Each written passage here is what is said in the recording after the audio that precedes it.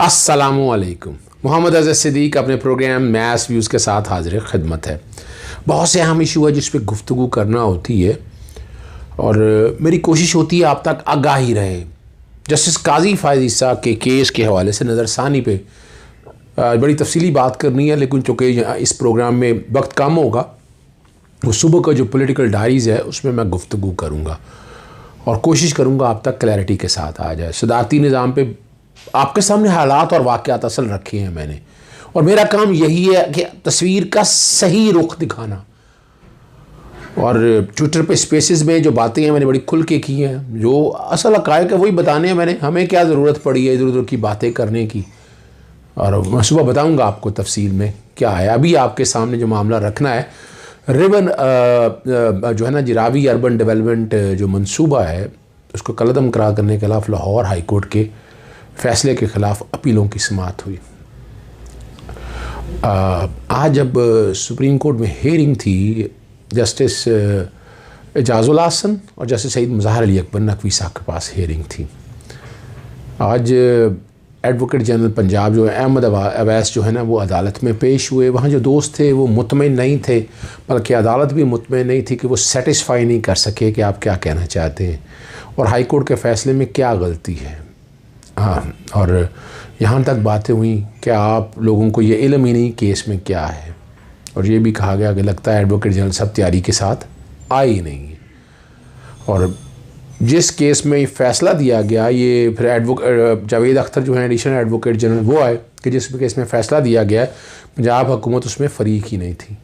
मजबूरी तौर पर 18 दरख्वास्तें थी, एक में फ़रीक ना होने से कोई फ़र्क नहीं पड़ता। बड़ी रेलेवेंट बात की है जस्टिस एजाजुल हसन साहब ने। पंजाब हुकूमत ने अपना मौक़िफ़ हाई कोर्ट में पेश किया था। जस्टिस एजाजुल हसन का तकनीकी अपना नकात में ना जाएं, ठोस बात करें। दरख्वास्तें मालहयाती इन्वायरमेंटल एजेंसी की अवामी समात के ख़िलाफ़ थीं। रिकॉर्ड के मुताबिक मनसूबों के लिए ज़मीनों का असूल भी चैलेंज किया गया था। ये एक्विजिशन के हवाले से बात है, और लैंड एक्विजिशन एक्ट में आपको बड़ी दफ़ा बता चुका हूँ, it is a defective law, draconian law है। मार्केट रेट के हवाले से ये बात नहीं करता। आने वाले दिनों में इस पर क्या बात आती है वो एक अलग बात है, लेकिन ये बड़ा अहम इशू है। और अदालत ने यही कहा कि सूबाई हुकूमत के वकला जो अदालत से गलत बयानी ना करें। और जब एडिशनल एडवोकेट जनरल जब बात कर रहे थे तो फिर आसपास की टीमों के कई लोग जो है ना कानों में सरगोशियाँ शुरू कर दी। ये भी आदाब के ख़िलाफ़ है, अदालती अदालत के ख़िलाफ़ है। इस पर फिर जस्टिस एजाजुल ने कहा था कि एजाजुल हसन साहब ने कहा कि केस की तैयारी करेंगे तो चैम्बर में किया करें ना, और हर 2 मिनट बाद एक कान में कोई सरगोशी कर रहा होता है। आप लोगों को ख़ुद समझ नहीं आ रही कि केस आखिर क्या है और दलाइल क्या देने हैं। और फिर ये इसकी एडजर्नमेंट हो गई थी, यानी एडजर्नमेंट से मुराद इस कॉन्टेक्स्ट में वक्फे के बाद के हवाले से। और यहाँ फिर रिवर रावी डेवलपमेंट अथॉरिटी के जो वकला हैं उन्होंने अदालत को बताया, और बड़ी तफसीली बात जो उन्होंने रखी सामने कि ये इश्यूज़ हैं, यहाँ लकूनास हैं, यहाँ कमियाँ हैं, कोताहियाँ हैं, और पूरी डिटेल सामने रखी है। उस पर लंबा प्रोग्राम एक करना होगा, लेकिन जो सुप्रीम कोर्ट है ना, अर्बन डेवलपमेंट जो रिवर रावी अर्बन डेवलपमेंट जब अथॉरिटी मंसूबा जो है ना प्रोजेक्ट, वो काम करने का जो है ना मंसूबा मुअत्तल कर दिया, काम जारी रखने की इजाज़त दे दी है। एक्विजिशन में जिन ज़मीनों के हवाले से अदायगी हैं उन पर काम किया जा सकता है, जिन ज़मीनों के मालकान को अदायगी नहीं हुई वहाँ काम नहीं हो सकता। हमारे यहाँ लैंड एक्विजिशन का हाल यही चल रहा है, काम सारा मुकम्मल हो जाता है, पैसे नहीं दिए जाते। ये एक नॉर्मल रूटीन है, और ये बड़ी ज़्यादती है सारे मामले में। मैं बता दूँ, अदालत ने हुकूमती अपीलों पर फ्रीकन को नोटिस जारी कर दिए। और ये भी सवाल आया कि सिंगल जज का फ़ैसला, इसकी इंट्रा कोर्ट अपील फाइल नहीं की। अब चूँकि लैंड एक्विजिशन एक्ट के हवाले से जब बातें की गई हैं तो उसमें अपील की रेमेडी अवेलेबल है। जहाँ अपील प्रोवाइडेड हो तो वहाँ इंट्रा कोर्ट अपील लाई नहीं करती है, सुप्रीम कोर्ट जाना पड़ता है। बहरहाल ये कानूनी तौर पर मैंने भी सारी चीज़ें नहीं देखी हैं, और अगर इंट्रा कोर्ट अपील बनती हुई तो केस लाहौर हाई कोर्ट भिजवा देंगे। हाई कोर्ट ने ऑर्डीनेंस के इजरा को तफीज़ करदा इख्तियार करार दिया है। ये हाई कोर्ट ने अमरीकी आइन का हवाला दिया है। जस्टिस एजाजुल हसन साहब के रिमार्क्स हैं, अमरीकी और पाकिस्तानी हालात और आइन मुख्तलिफ हैं।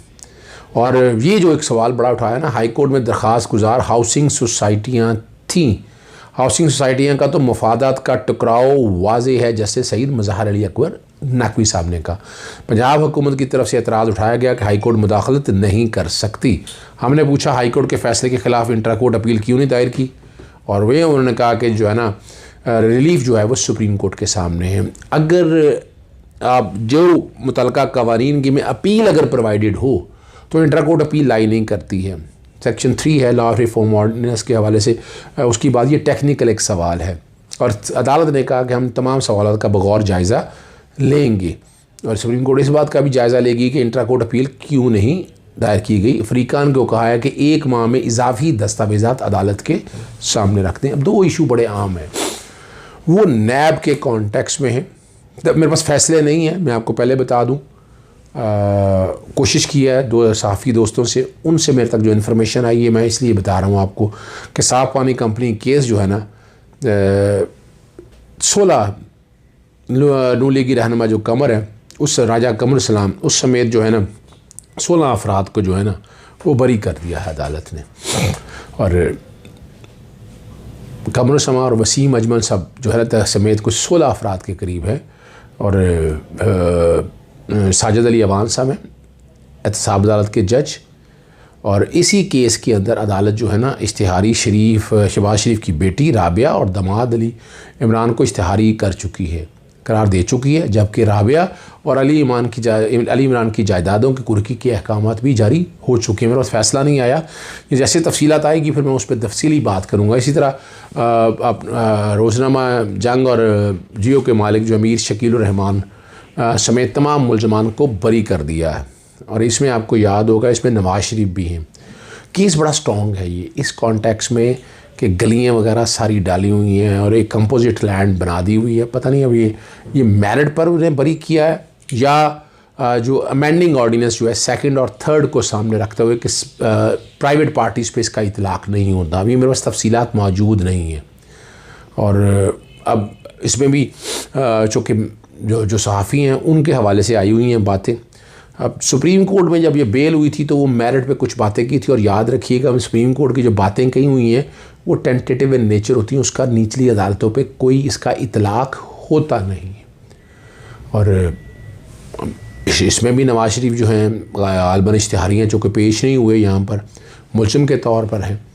और आपको याद होगा पिछले दिनों जो है ना ये अमेंडिंग ऑर्डिनेंस के हवाले से तो लोग सवाल करते हैं कि उसमें उन्होंने दरखास्तें वापस ले ली थी हमज़ा वगैरह ने ना, तो क्यों ली थी वो? चूँकि ये पब्लिक ऑफिस होल्डर हैं तो बाकी लोगों को, प्राइवेट लोगों को किसी हद तक जो है ना वो रिलीफ मिल गया। इसमें उनका कहना है कि कोई नुकसान नहीं हुआ। नुकसान जब आप खाली ज़मीन आप ले लेंगे, गलियों की ज़मीन ले लेंगे, सरकारी पैसा जो है ना वो सारा आ जाएगा, और जब इकट्ठ कंसोलिडेट कर लेंगे तो तब भी मसाइल बड़े हैं। जब भी याद रखिएगा इस वजह से भी कई प्रॉब्लम्स पैदा होनी है। अब इसका भी फ़ैसला मेरे सामने नहीं है, इसका भी फ़ैसला मेरे सामने मौजूद नहीं है। होगा तो यकीनन मैं इस पर एक अलहदा प्रोग्राम मैं ज़रूर करूँगा। बाकी 1-2 अहम इश्यूज़ हैं सुप्रीम कोर्ट के, इस्लामाबाद हाई कोर्ट के सामने जस्टिस अतर मिल्ला साहब और जस्टिस सरदार एजाज़ इसहाक खान जो है ना, सदर नेशनल बैंक आरिफ उस्मानी और ज़ुबैर सोमरो को के ओहदों पर बहाली के लिए इंट्रा कोर्ट अपील पर फ़ैसला सुना दिया। और इस्लामाबाद हाई कोर्ट ने 27 अक्टूबर 2021 को फ़ैसला महफूज किया था। डिवीज़न बेंच में बता चुका हूँ ना, नेशनल बैंक और वजारत खाना ने आरिफ उस्मानी और ज़ुबैर सोमरो की बहाली के लिए अपीलें, यानी इनकी अपॉइंटमेंट इलीगल करार दे दी थी, वो बहाल आ गई। आरिफ उस्मानी की जानिब से साबिक़ अटॉर्नी जनरल मखदूम अली खान पेश हुए, वजारत ख़जाना की जानिब से अटॉर्नी जनरल खालिद जावेद खान ने अपीलों की दायर। और 27 जनवरी को नेशनल बैंक के वकील मखदूम अली खान के जवाबी दलाइल दिए थे जी। और इस्लामाबाद हाई कोर्ट ने जो आरिफ उस्मानी और ज़ुबैर सोमरो को बहाल कर दिया है। अब ये बड़ा एक अहम इशू है। ये इस्लामाबाद हाई कोर्ट के डिवीज़न बेंच पर मुश्तमिल जस्टिस मोहसिन अख्तर कियानी और जस्टिस सिमन रिफत इम्तियाज़ ने महफूज शुदा फ़ैसला सुनाया है। और 25 जनवरी को अदालत ने तबस्सुम इसहाक़ की दरख्वास्त पर फ़ैसला महफूज किया था। ज़ब्त शुदा जो घर है ना वापस लेने का मामले पर फ़ैसला जारी किया है। और 7 नवंबर 2019 के एहतसाब के फ़ैसले के बाद इस्लामाबाद हाई कोर्ट ने बहाल कर दिया, दरख्वास्त खारिज कर दी है, तबस्सुम डार की, और नाकाबिल समात। यानी इसमें क्या किया था कि इसहाक की बेगम ने गालिबन शो किया, ये मेरा नाम है, मुझे गिफ्ट हो गया, ओरल गिफ्ट हो गया। मैंने उस वक्त भी कहा था कि ये केस बनता नहीं है। बहरहाल ये अब आप यहीं से अंदाज़ा लगा लेना, 2019 से आज हम 2022 के अंदर हैं। ताकतवर लोगों के लिए आसानियाँ आपके सामने मौजूद है, किसी ना किसी तरीके से वो फ़ायदा लेते रहते हैं। एक और बड़ा अहम इशू है, वो साबिक सदर जनरल रिटायर्ड परवेज़ मुशर्रफ के ख़िलाफ़ कार्रवाई न करने पर जो है ना चेयरमैन नैब के ख़िलाफ़ तौहीन अदालत की केस की समाअत हुई। जस्टिस अतर मिल्ला और जस्टिस सरदार इजाज़ ने की। परवेज़ मुशर्रफ जो पब्लिक ऑफिस होल्डर रहे हैं, ये वकील ने बात की है। परवेज़ मुशर्रफ के एक अकाउंट में $20 लाख का था। क्या अदालती फ़ैसले को चैलेंज किया गया। इस्लामाबाद हाई कोर्ट ने चेयरमैन को तौहीन अदालत का नोटिस जारी कर। तौहीन अदालत का मैं शोकाज जारी करना होता है, ये कन्फ्यूजन क्रिएट की जाती है। यहाँ एक नॉर्मल बात है, असूली तौर पर तो 14 फरवरी के लिए मुकर्रर कर दी है, सिंपल नोटिस जारी किया होगा। अब देखना होगा और यकीनन इस पर अपना आकर नैब बताएगी कि इस फैसले पर यही था ना, ये इंक्वायरी और इन्वेस्टिगेशन करनी है। ये बहरहाल आज की ताज़ा तरीन खबर है, खबरें जो मैंने आप तक शेयर कर दी है। इजाज़त चाहूँगा। अस्सलाम वालेकुम, अल्लाह हाफ़िज़, पाकिस्तान जिंदाबाद।